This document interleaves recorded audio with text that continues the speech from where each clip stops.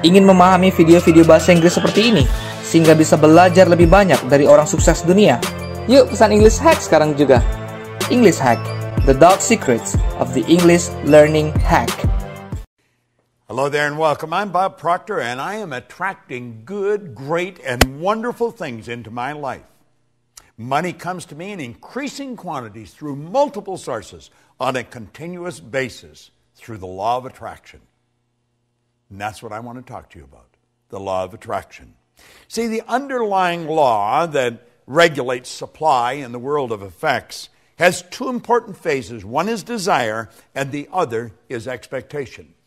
I want you to imagine that you're fishing. Now, you may have never gone fishing. You've certainly seen people that have gone fishing. And you take and you get the line all fixed, and boom, you cast it out. And as soon as that plug hits the water, bang, a fish strikes.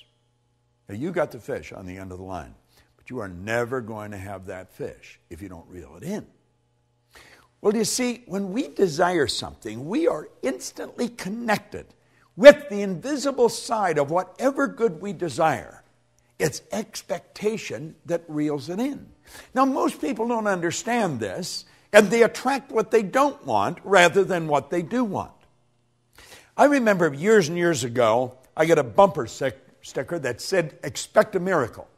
And I kept looking at that bumper sticker, and I kept looking at it and looking at it.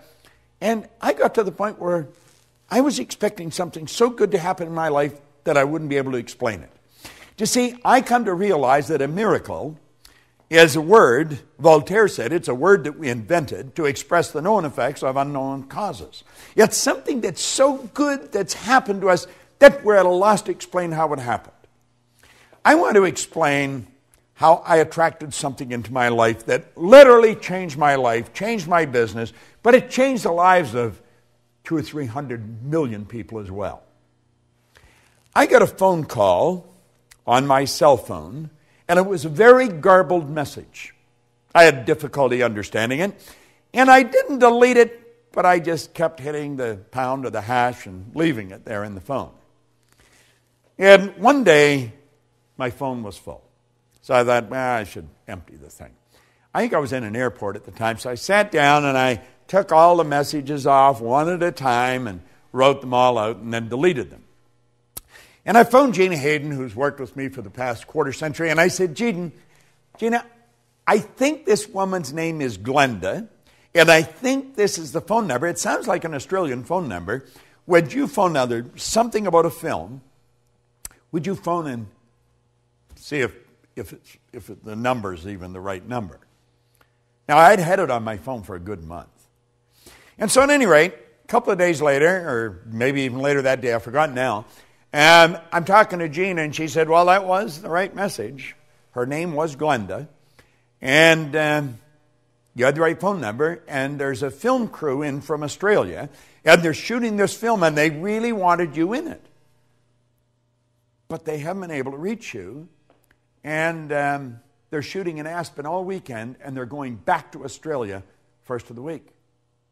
And Gina said, isn't that strange? Bob's doing a seminar this week in Aspen. Now, I hadn't been in Aspen for a couple of years. And I check into my hotel. I just went next door where they were shooting the film. And the film, of course, was The Secret. And you know, all of a sudden, all over the world now, people know Bob Proctor, and they know about the work that I do, that I love doing. I believe that I attracted Rhonda Byrne into my life. But I also believe Rhonda Byrne attracted me into her life. And you see, the secret I attracted. I expected something big to happen. And I'm going to tell you something. I expect something even bigger to happen. Now, the law of attraction is it's a law that many people now are very familiar with. And of course, I think that the secret has probably communicated that law better than anything that I have come across in all the years I've been in this business. They deserve, the people that put that all together, deserve a lot of credit. A lot of people think I made it. I didn't make the film. I just sat there for a couple hours and talked, sharing what I knew. And a lot of good things have happened. Now, the law of attraction is not a primary law.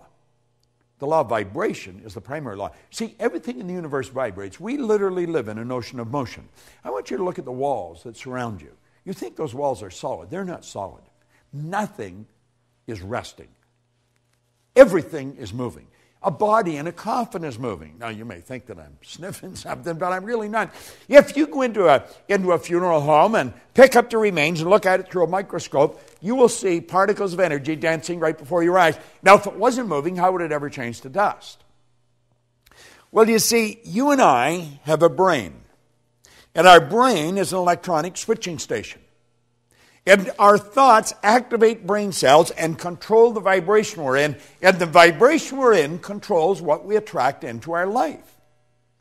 Now, this law of attraction is a phenomenal law. And I think the law of attraction, as it's brought out in this series, it's very well done. And I would encourage you to study into it in some depth. Because everything that comes into your life, you attract into your life.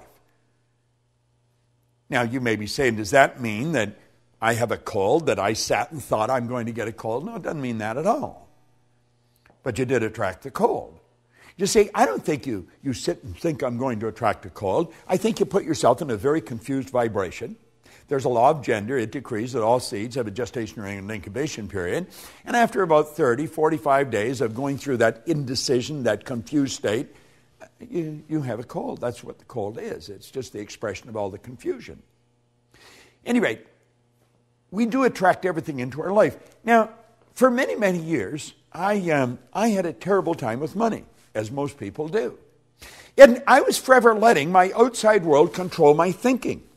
So my outside world was dictating what I was going to attract. Now, I didn't have any money. I had debt, and I'm thinking debt, I attract debt. If your goal is to get out of debt, you're going to stay in debt forever. Because whatever you think of, you attract. And you'll say, but I was thinking of getting out of debt. I don't care if it's get out or get in. You've got to start seeing what you want. In a previous lesson, we pointed out that you don't work on cold if you're cold. You work on heat. See, cold is the absence of heat. So you work at creating heat. Well, if you want good in your life, quit trying to change the bad. Quit trying to get rid of the bad. Let it go. Let the dead bury the dead. Let it be part of the past. Start to see the good that you desire. Visualize it. See it as present in your mind. The second you've got the idea in your mind, you've got it intellectually. The second you internalize it, you've got it emotionally. And then it's only a period of time until you attract it physically. Attraction's a very powerful process. We are all magnetic creatures. We're all a mass of energy. Everything in this universe works on the law of attraction. You go into some restaurants, and they're always busy. The energy is good in those restaurants. You go into others, there's hardly anybody there. Isn't that strange? You go into a clothes store, and you may be the only person there outside of the person that's running it. You go into others, and there's people coming and they're going all the time. It has to do with the energy of the place of business. And the place of business is nothing but an expression of the consciousness of the person that's running the business. When we start to understand this, when we start to understand that we literally attract everything into our life, and it's our thoughts that are controlling what we attract, our whole world's going to change. You see, nature does not deprive us of any good or desired thing. Now, Hollywell points this out so well. It does provide us with the mental equipment and the inner power to acquire and enjoy the essential good to ensure a happy and a worthwhile existence. And it all happens in a very simple method. It's so complicated because nobody studies it. See, I always feel if we can teach a little child that maybe is just learning to walk, how to talk, we can teach them language. We can teach them multiple language. A baby at birth is a linguistic genius. If we can teach the child language, surely we can teach them something so basic as these laws. You say, well, why haven't we? Because hardly anybody understood them. The parent's not going to teach something to the child that they don't even know. The parent's only going to give the child what they've got.